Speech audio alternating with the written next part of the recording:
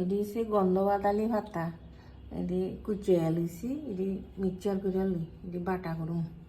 প্রথম কটা শুকনো লঙ্কা দিলাম, রসুন দিয়া শুকনো লঙ্কা দিয়া মিক্সচার করে লই।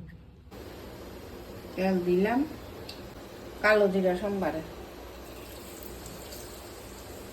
জিরা সোমবারে দিলাম। এবার পেঁয়াজ দিয়া দিই, কটা কাঁচা লঙ্কা, কত রসুন দিয়া দিতে, একটু হলুদ,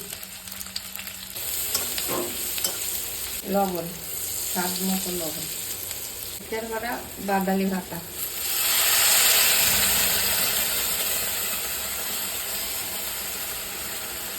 দিয়া দিই, ঘি দিয়া দিই, ঘি দিয়া এবার গরম গরম ভাতের লগে রেডি গন্ধবাদালি ভাতার বাটা। গরম গরম ভাত দিয়া খুব মজা খেতে।